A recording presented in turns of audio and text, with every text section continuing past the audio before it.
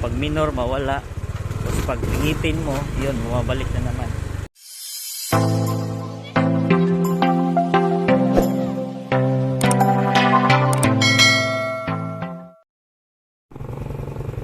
So may troubleshooting po tayo dito, no? E5 XRM 125, kakambya natin yan.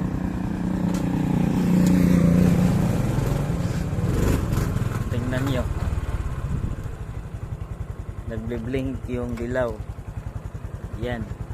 So hindi tayo makatakbo kasi yun yung problema niya. Natin yan na neutral, pero pag i-revolution natin yan,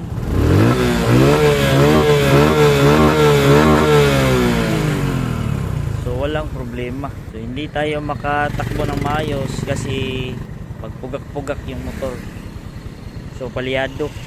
So makatakbo naman siya, pero yan lang yung problema niya. So yun, oh, parang nagsakyud-sakyud, oh.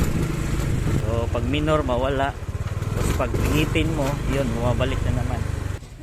So ito na yun, binaklas na natin. So ngayon mga ka-riders, no, binaklas ko rin dito sa harapan kung baka may nilagay pa sila ng iba.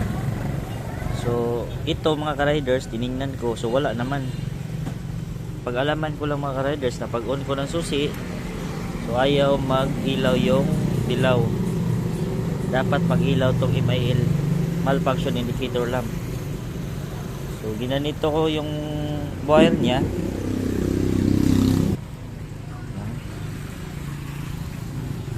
Yun, tingnan nyo.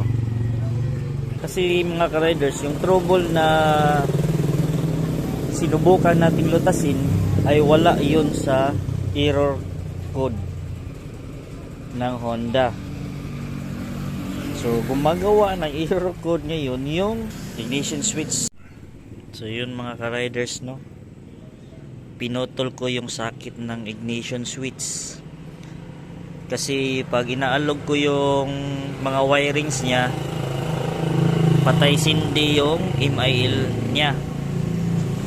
Saka tiningnan ko lahat ng mga wirings niya, tinanggal ko yung nakakabit ng iba na hindi sa kanya, yung mga tampered wirings. So ganun pa rin, o pag alogin mo yung wiring, patay sindi talaga yung MIL niya. Tapos tiningnan ko dito kasi pag alogin ko lahat ng wiring, patay sindi talaga yung MIL niya. So ito mga ka-riders, tingnan nyo, pinutol ko tong sakit para malaman ko kung saan ba talaga, baka ignition switch lang yung problema.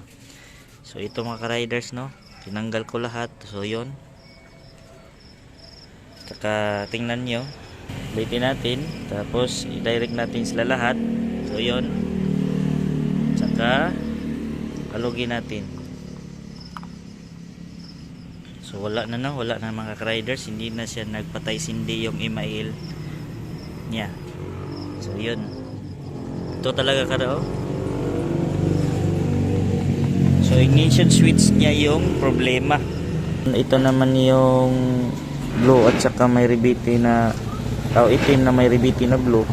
Yan yan sa MIL indicator yan. At saka papunta din yan sa fuel pump. Magka problema ito mga riders, hindi talaga gagana yung fuel pump natin. At saka yung MIL, magbe-blink siya. So yun yung problema yung kanina mga riders, no. Kaya pala bigla na siyang mag-blink lang palagi kasi naglo-lose contact pala yung ignition switch natin. At saka kaya pala pagpihita natin mawawala yung supply ng gasolina.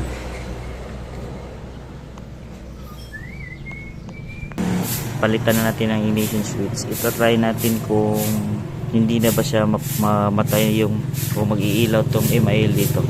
Check natin.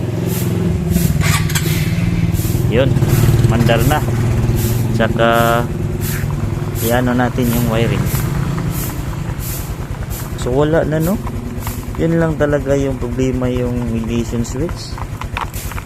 Nabaklas pa natin lahat mga ka-riders. Ignition switch lang pala.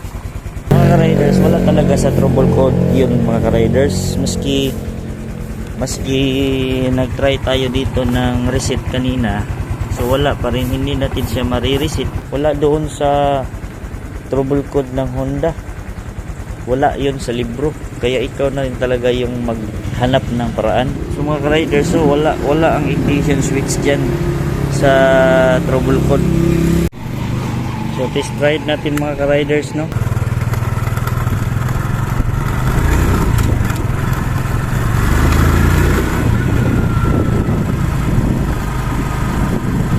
Pihitin natin yung gasolinador.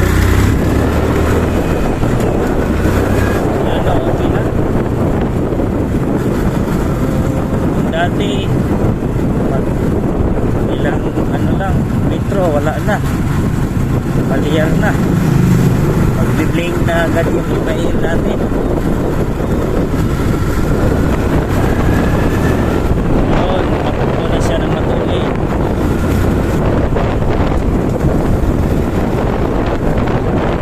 So wag nila talaga mga riders, ang kalahin mo ignition switch lang pala yun.